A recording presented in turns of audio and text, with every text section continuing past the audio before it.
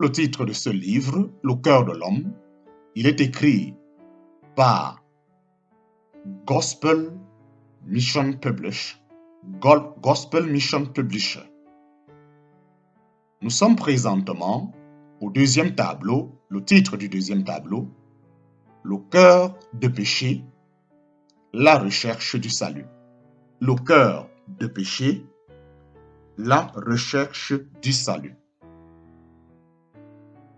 Partie 2. Partie 2. Partie 2.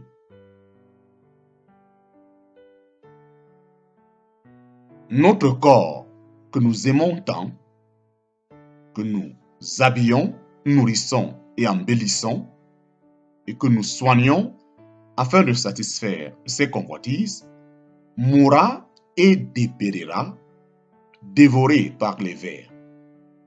Alors que nos âmes et nos esprits qui vivent éternellement paraîtront un jour devant le tribunal de Dieu.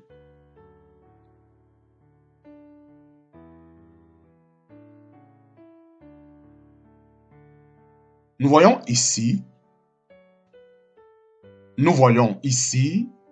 le pécheur qui commence à écouter le message de Dieu et à ouvrir son cœur à l'amour de Dieu. Le Saint-Esprit commence à luire dans ce cœur obscurci par le péché.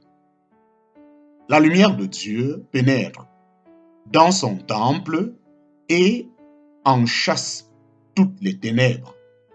La lumière de Dieu pénètre dans son temple et en chasse toutes les ténèbres.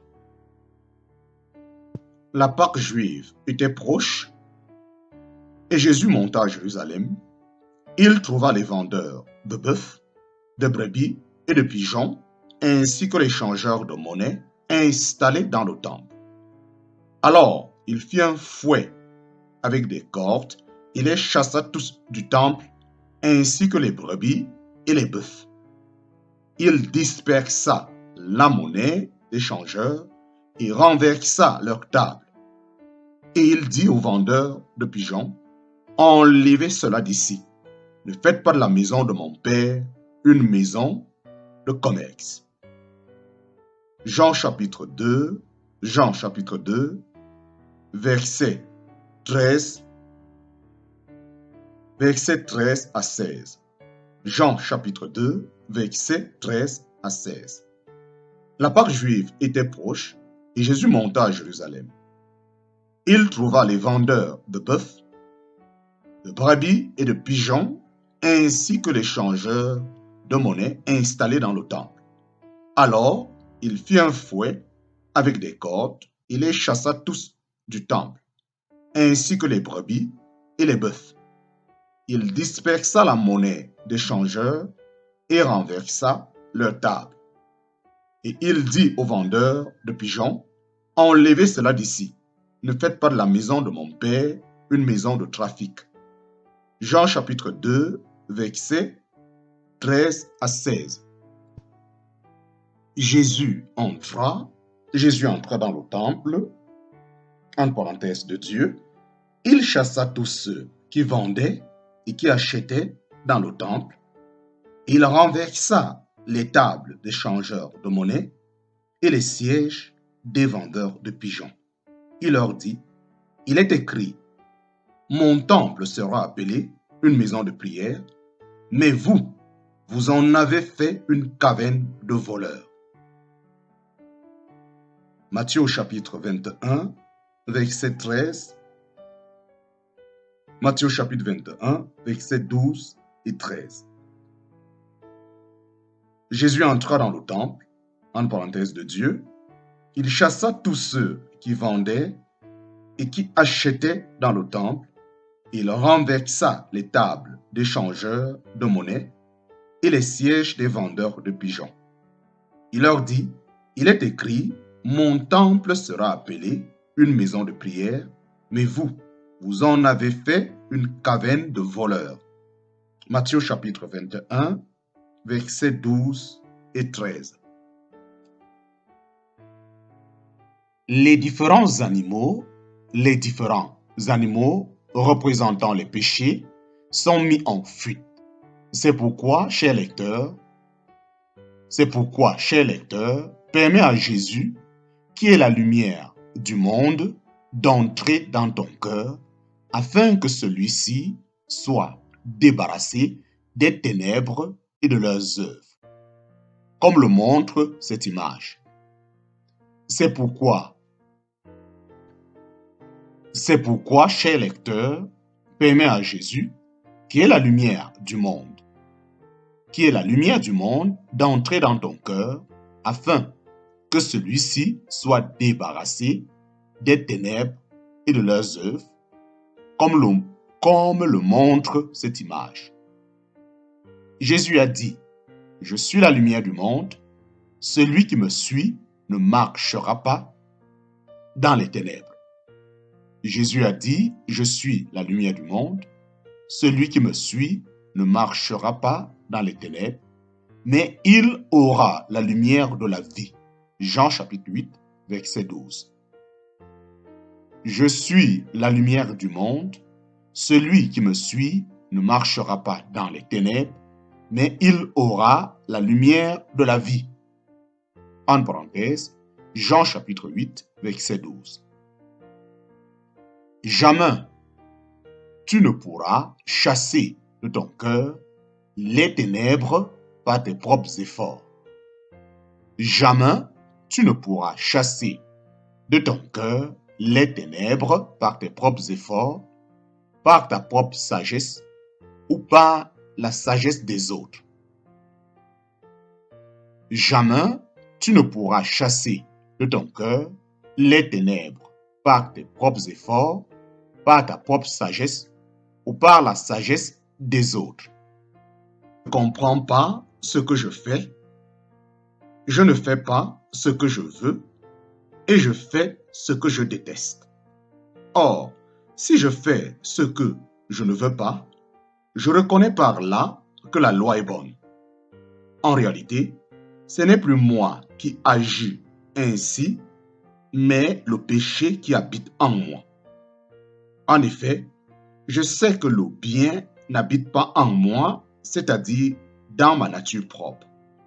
J'ai la volonté de faire le bien, mais je ne parviens pas à l'accomplir. Romains chapitre 7, versets 15 à 18. Romains chapitre 7, versets 15 à 18. Je ne comprends pas ce que je fais, je ne fais pas ce que je veux, et je fais ce que je déteste.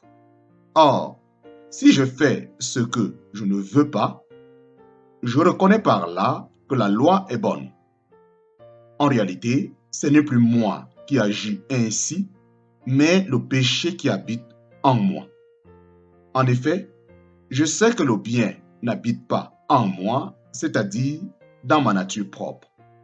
J'ai la volonté de faire le bien, mais je ne parviens pas à l'accomplir. Romains chapitre 7, versets 15 à 18. Le moyen le plus simple, le plus radical aussi, en vérité, le seul moyen de faire fuir les ténèbres, c'est de laisser entrer la lumière. Car les ténèbres, ce sont nos péchés. La lune et les étoiles nous éclairent certes un peu. La lune et les étoiles nous éclairent certes un peu pendant la nuit sombre, mais lorsque le soleil se lève, l'obscurité et toutes les lumières moins brillantes disparaissent. Jésus est le soleil de justice. Jésus est le soleil de justice. Lorsque le Seigneur entre dans le temple de Jérusalem, il en chassa tous ceux qui y vendaient des bœufs, des moutons et des pigeons, renversa les tables des changeurs en disant « Ma maison sera appelée une maison de prière, mais vous en faites une caverne de voleurs. » Matthieu chapitre 21, verset 13. Le moyen le plus simple Le plus radical aussi, en vérité, le seul moyen de faire fuir les ténèbres, c'est de laisser entrer la lumière. Car les ténèbres, ce sont nos péchés.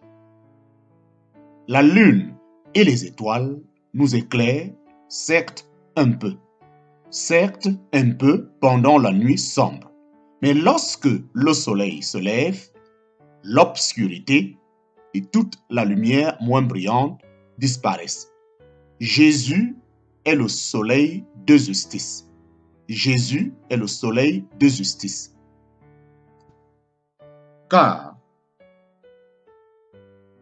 l'Éternel Dieu est un soleil et un bouclier. L'Éternel donne la grâce et la gloire. Il ne refuse aucun bien à ceux qui marchent dans l'intégrité. L'Éternel, Maître de l'univers, heureux l'homme qui se confie en toi. Somme chapitre 84, versets 12 et 13. Car l'Éternel Dieu est un soleil et un bouclier. L'Éternel donne la grâce et la gloire. Il ne refuse aucun bien à ceux qui marchent dans l'intégrité. L'Éternel, Maître de l'univers, heureux l'homme qui se confie en toi.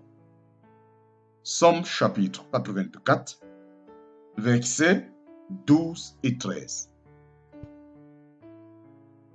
Il avait dans sa main droite 7 étoiles, de sa bouche sortait une épée aiguë à 2 tranchants, et son visage était comme le soleil lorsqu'il brille dans sa force. Apocalypse chapitre 1, verset 16.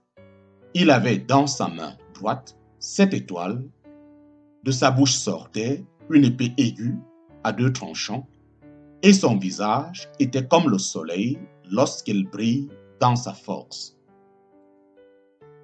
Apocalypse chapitre 1, verset 16.